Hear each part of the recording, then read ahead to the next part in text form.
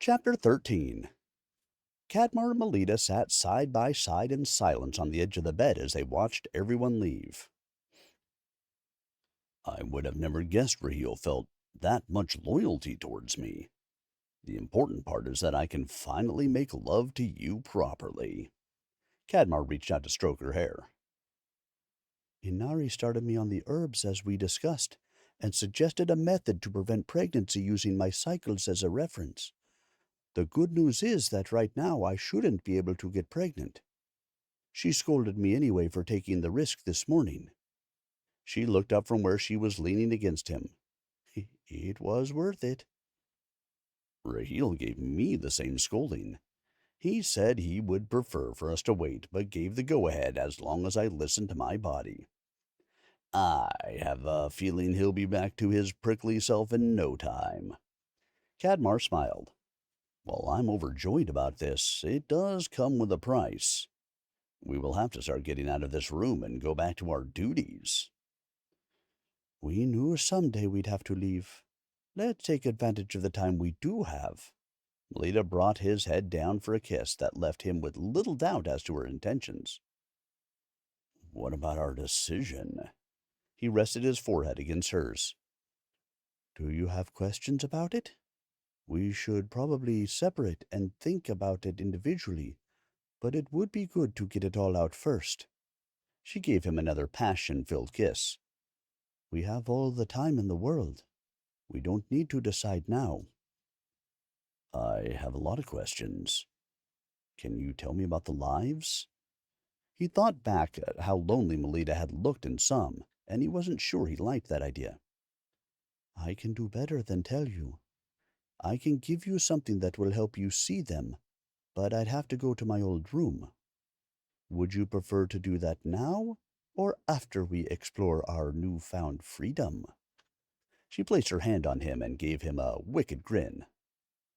This new boldness of yours is enticing. He kissed her and proceeded to show her exactly what he could do without restrictions, until she was delirious with pleasure. Just when I thought you couldn't make me feel any better, you go and do that. Melita's chest heaved as she flung her arms around his neck and kissed him. My goodness, I hope your reputation doesn't spread too far, because I don't want to have to duel all the women who want to crack at you. I beat them easily, but who needs to hear the crying? He laughed and rained kisses on her. I can honestly say that you are probably the most enthusiastic bed partner I've ever had. No one has ever reacted to my touch the way you do, so it makes me want to do more and more to please you. What about Lady What's-her-name?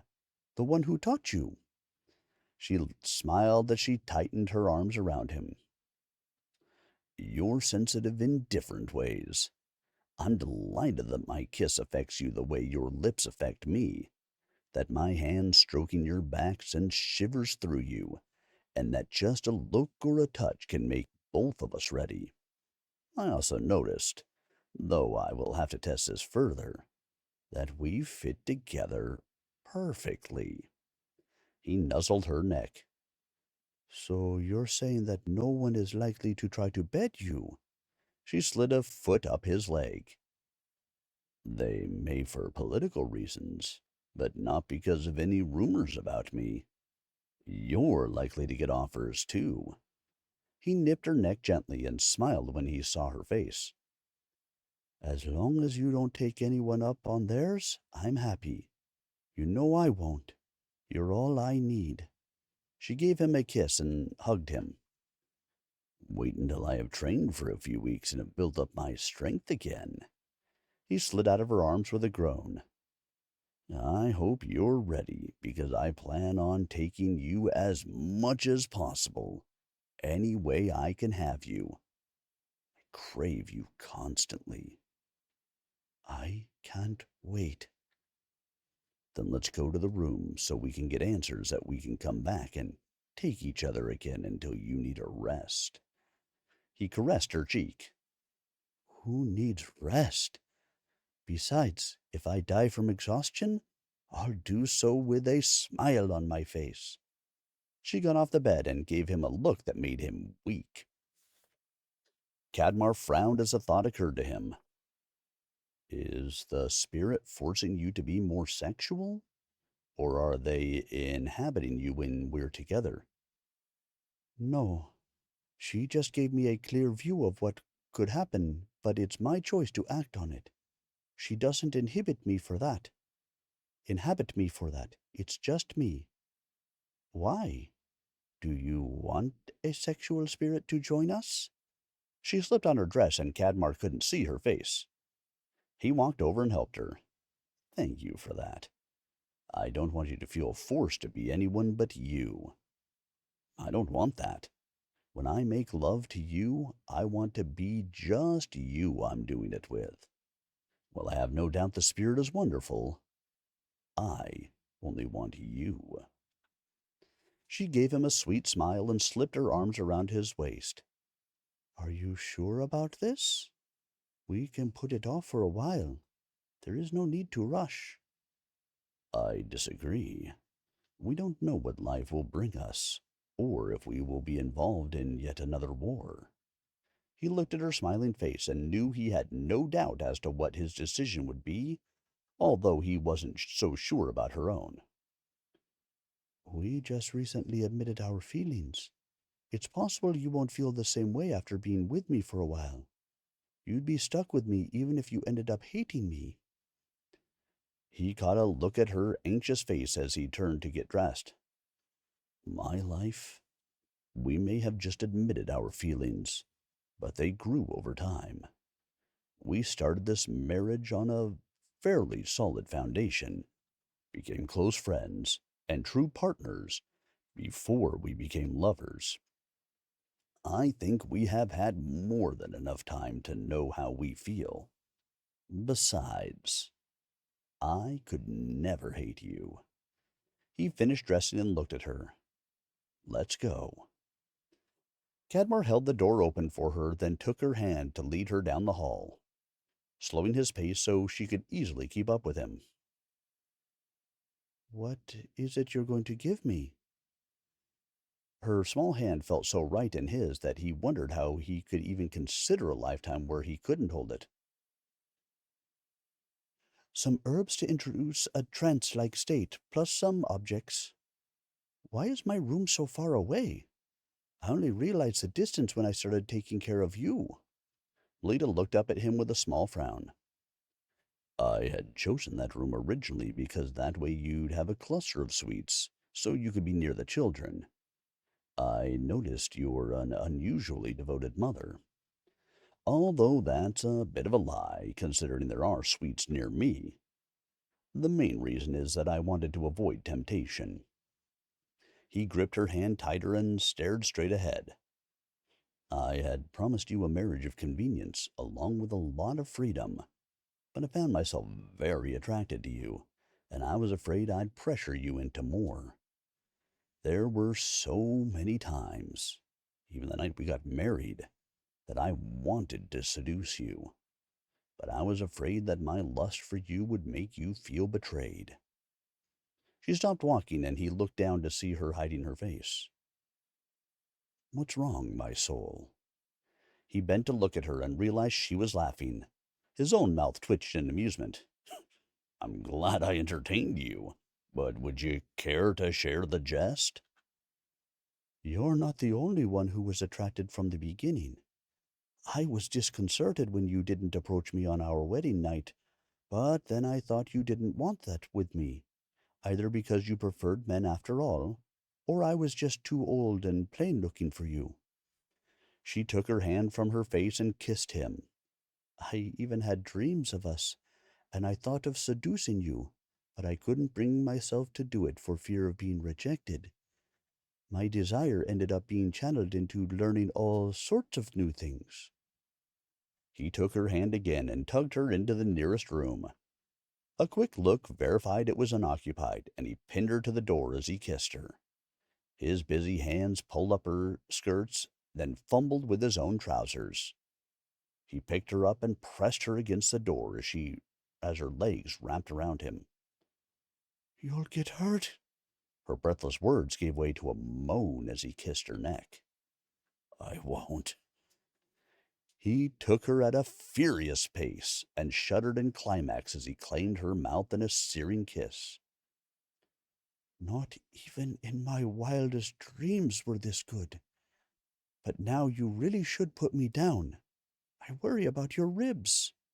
Melita looked at him with lust-glazed eyes as she gripped him. My ribs will be fine. Because of you, I'm actually stronger than I've ever been, even after being injured. Every time I wanted to go to your room, I'd go pick up my sword instead. I ruined a lot of training equipment that way.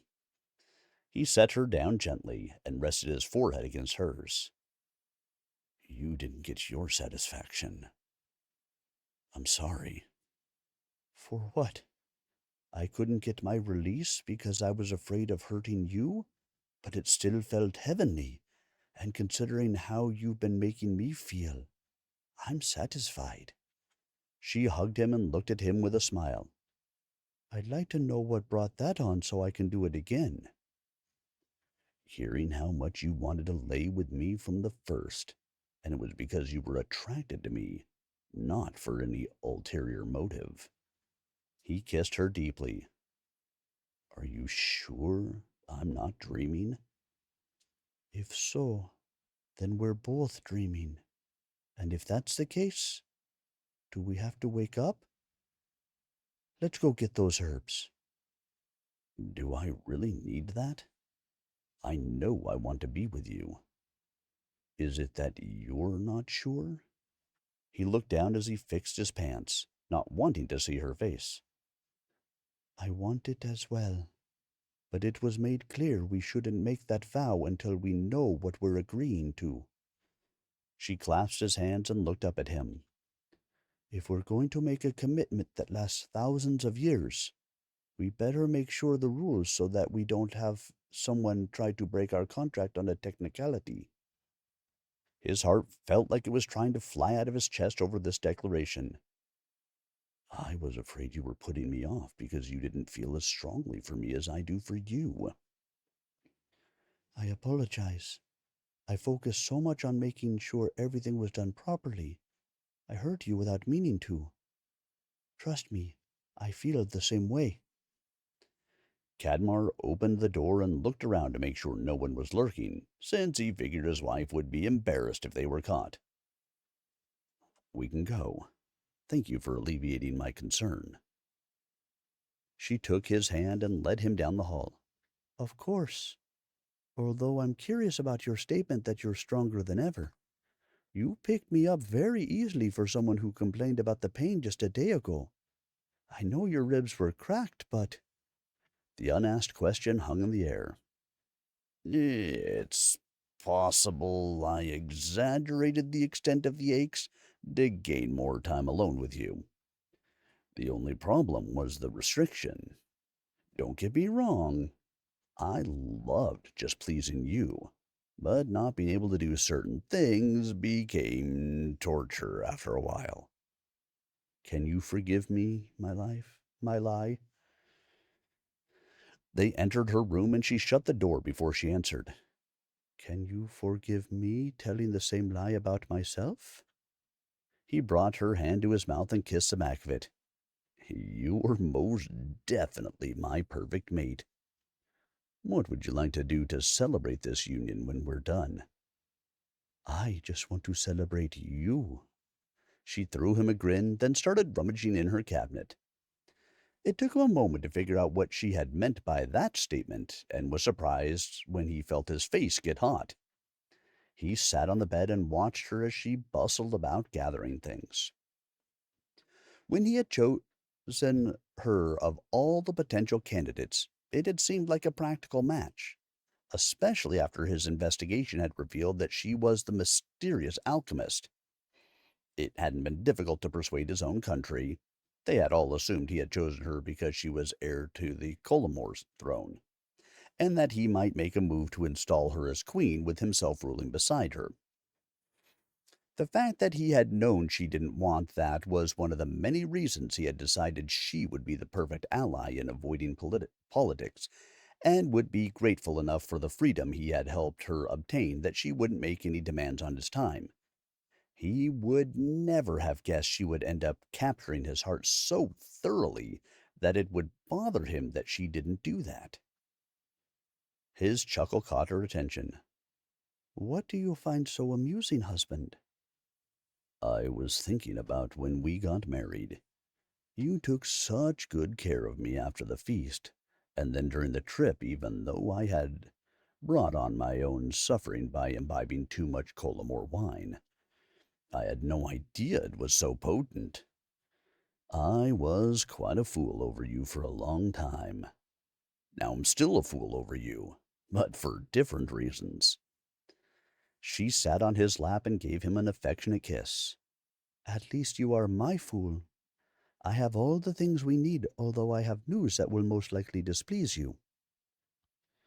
"You could always give me the news while you kiss me. It might ease the sting." He smiled and ran his hand through her hair. Melita laid a deep kiss on him that left him breathing heavily.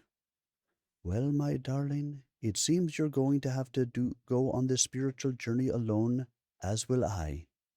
She laid another deep kiss on him, and his hands slid up her sides. "I'll give you all instructions, but you need to take them and dream on your own. We can see each other again after a day and night has passed."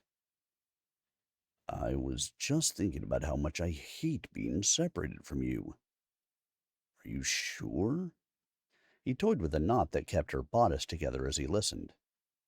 "Very sure. But think, this could be the start of us being together forever." She gasped when he laid a kiss on her throat and started making his way down her neck. "Stop that! We need to get started on this." "Seems I have already started something else. I want to make up for my behavior earlier." He nipped her earlobe and grinned at her. "You don't have to. I told you. I liked it." He was so surprised he looked up. "You liked me taking you like an animal with no concern for your feelings or pleasure?" She threw her head back and laughed, a rich sound that entranced him more than any music he had ever heard. "I've been with someone who had no concern for me, and what happened earlier was not an example of that. You kissed me, touched me, and made me feel like you were doing that because you wanted me, not because I was a convenient body. Since the day we got married, you have shown me how much you value me, and since the day I woke up in your bed for the first time, you have given me pleasure and made me feel wanted. Believe me, there is nothing to make up for. Although that is precisely why I want to hurry up and do this ritual." She caressed his cheek. "I want to make sure that we can always have this." "I hate when I can't argue with you." He gave her a big smile. "Although I'm really happy that I have such a smart wife." "All right, tell me what I need to do."